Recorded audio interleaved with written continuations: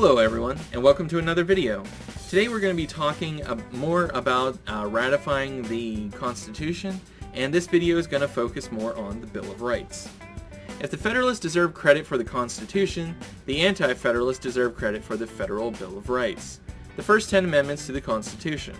Only the forceful resistance of the Anti-Federalists obliged the Federalists to add a Bill of Rights. So this was not in the original document. This was actually added later on. In the newly elected Congress, Madison drafted the Bill of Rights. Many of these amendments relied on an earlier Virginia Bill of Rights. Madison limited the amendment to guarantees of individual rights, leaving the federal framework the same. He also avoided any sweeping preamble that declared all men equal in their creation and rights.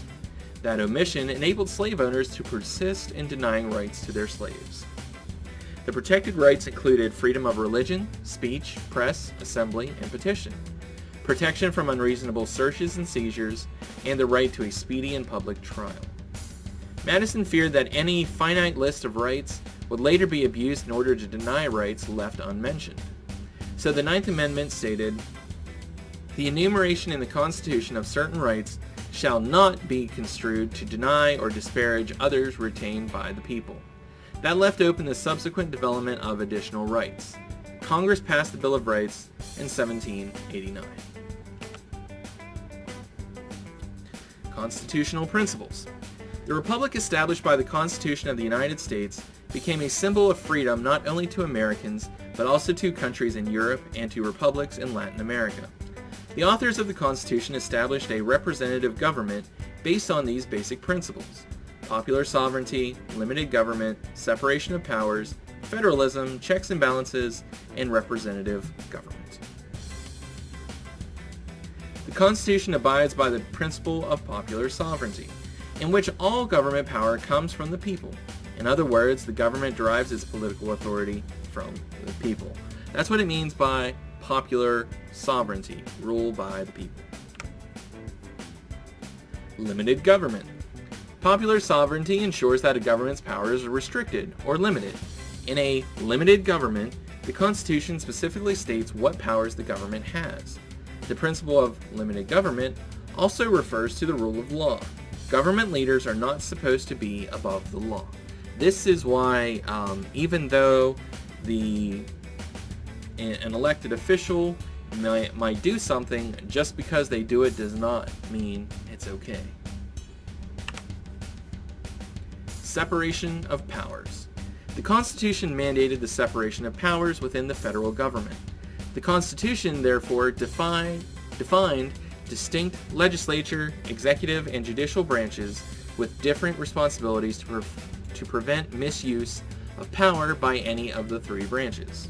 By dividing the power up, you're going to prevent one branch from getting more powerful than the others. The Constitution assigns certain specific powers to each of the three branches of the federal government. The legislative branch, or Congress, enacts laws. The executive branch, headed by the President, carries out the laws, negotiates treaties, and commands the armed forces. The judicial branch interprets the Constitution and applies the law. The Constitution established a Supreme Court and authorized Congress to establish other courts as needed.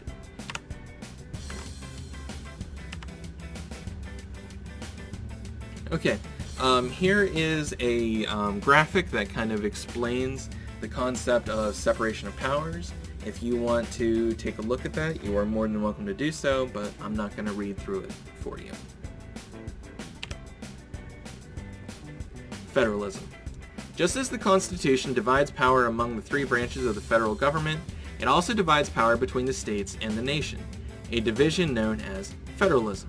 At the time, this meant that the states could no longer issue their own paper money or provide debtor relief at creditors' expense. These delegated powers belonged exclusively to the federal government. Federalism also reserves some powers to the state governments.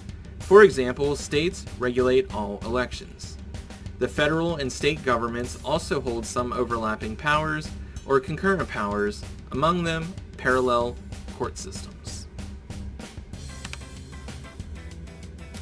Checks and balances, another constitutional principle. The Constitution also limits the power of government by establishing a system of checks and balances. designed to prevent one branch from seizing too much power. For example, only Congress has the power to enact laws, but the President may veto those laws. However, a 2/3 majority in both houses of Congress can override the President's veto. The President nominates judges, but the Senate must approve them. So there are ways set up in our government where one branch of the government can limit another, and that prevents any one branch from becoming too powerful. Representative government. The writers of the Constitution had misgivings about the democratic rule of the majority. Many saw democracy as something that would lead to mob rule. Instead of forming a direct democracy in which all citizens vote on every matter, the writers provided for an indirect democracy in which voters elect representatives to be their voice in government.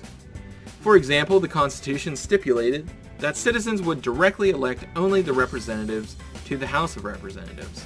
The state legislatures, rather than the voters, would choose the members of the Senate, who would serve for 6 years rather than the 2 years representatives served.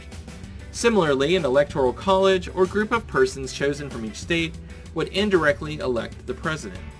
Each state legislature would determine whether to choose those electors or let the citizens elect them. So that is how we get our people in office. One duty of the head of the executive branch, here President Barack Obama, is to report to the legislative branch about the State of the Union in an annual speech. The Constitution endures. The Constitution became the supreme law of the land in 1789. With amendments, it has endured for more than 200 years. At about 7,000 words, the Constitution is relatively brief and often ambiguous. Therefore, it invites debate. Some politicians, including Thomas Jefferson, argued that the Constitution should be interpreted narrowly and literally to restrict federal power. Most Federalists, including George Washington, insisted that the Constitution be read broadly to allow for the expansion of federal power when necessary. How is it that a constitution written when the nation was a loose union of 13 states continues to guide the actions of the government today? The framers knew that they could not anticipate future social, economic, and political events. They therefore worded parts of the Constitution to permit some flexibility. The Constitution has survived and thrived in part because it provides a process for changes in its content. The Constitution makes amendment possible but difficult. 2/3 of both houses of Congress must approve an amendment, which becomes law only when ratified by 3/4 of the states. Since the Bill of Rights, only 17 amendments have been added to the Constitution. Okay guys, that's going to be it for this video. If you have any questions, you know how to get a hold of me. I hope everybody's having a great day, and I'll see you again real soon.